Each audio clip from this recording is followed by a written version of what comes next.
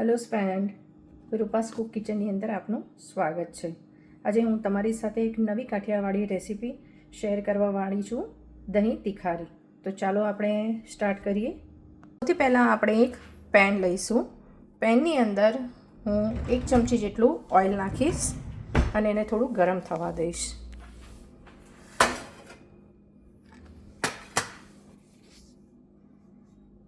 આપણું તેલ ગરમ થઈ ગયું છે। એની અંદર હું અડધી ચમચી જેટલી રાઈ નાખીશ।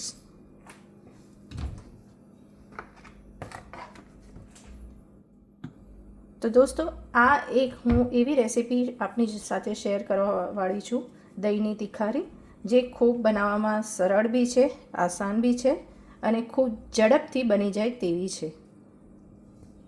બીજી બાજુ મેં અહીંયા તૈયાર કરી છે એક અડધી ઓનિયન, જેને મેં નાના નાના ટુકડાઓમાં કાપી નાખી છે, અને એક ગ્રીન ચીલી મેં લીધેલી છે, એને બી મેં થોડા થોડા નાના નાના ટુકડાઓમાં કાપીને એક બાઉલમાં મેં સાઈડમાં મૂકી છે। એક કળી લસણ લેવાનું છે, જેને આપણે એમાં થોડું લાલ મરચું એડ કરીને આપણે એને ખાંડી લઈશું। આપણે એની ચટણી બનાવવાની છે, આપણે એને મિક્સચરની અંદર આપણે પીસવાનું નથી, તો આપણે એને એક ખાંડી લઈશું। ખાણીમાં લઈને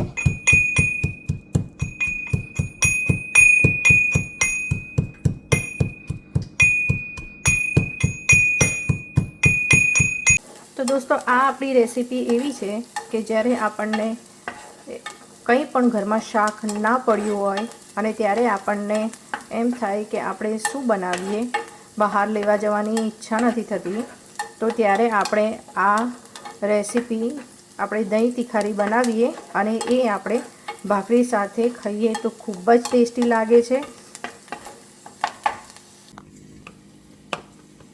તો દોસ્તો જુઓ, થોડું અંદર મેં પાણી એમાં એડ કર્યું છે, જેથી કરીને આપણો જે લસણ આપણે એની મસાલાની અંદર ડુંગળી જે સાંતળીએ છીએ એની અંદર આપણે નાખીએ તો એની અંદર એ બળી ના જાય।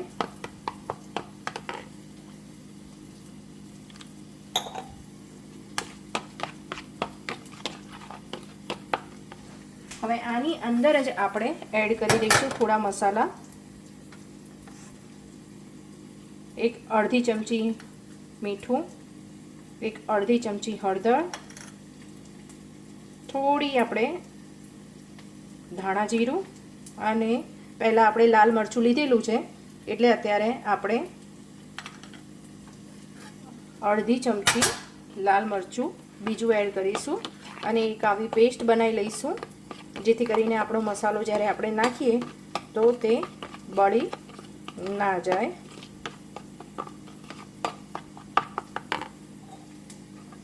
એક આવી પેસ્ટ બની ગઈ છે।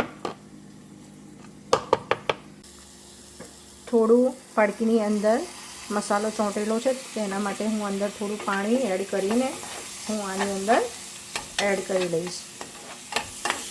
તો જુઓ કેવો આપણો મસાલો આ બનીને રેડી થઈ ગયો છે। હવે મેં અહીં ફ્રેશ દહીં લીધેલું છે, જે બહુ ખાટું પણ નથી, મોળું છે દહીં, એકદમ ફ્રેશ સરસ દહીં છે। હવે આ દહીંને હું આપણે જે બાજુમાં મસાલો તૈયાર કર્યો છે એની અંદર એડ કરી દઈશ। બહુ પાણીવાળું દહીં લેવાનું આપણે નથી, આવું પીસવાળું આપણે દહીં લેવાનું છે। અને આપણે ગેસની ફ્લેમ એટલા માટે આપણે બંધ કરી દીધી, કારણ કે ઘણી વખત એવું હોય છે કે આપણે જ્યારે દહીં નાખીએ છીએ ત્યારે તે દહીં ફાટી જાય છે।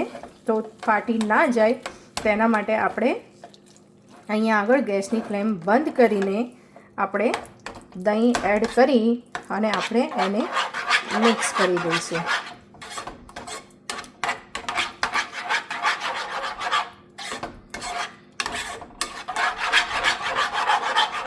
તો દોસ્તો જુઓ, આપણે ગેસની ઉપર જ એટલા માટે રાખ્યું છે કે ગેસ થોડો ગરમ હોય અને આપણી તિખારી મિક્સ રહે અને આપણું દહીં ફાટી પણ ના જાય।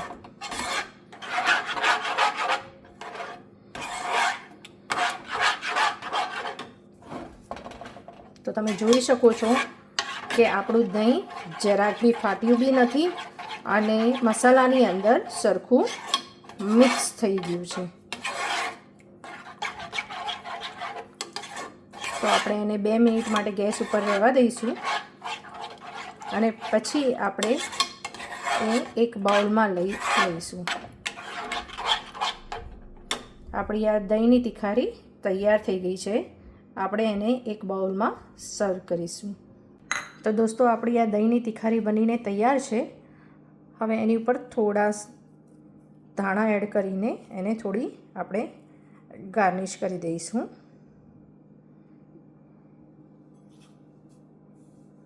તો આપણી આ દહીંની તિખારી બનીને તૈયાર થઈ ગઈ છે.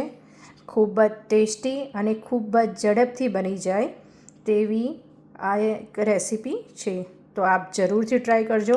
આપણે તેને ભાખરી સાથે યા રોટલા સાથે ખાઈ શકો છો.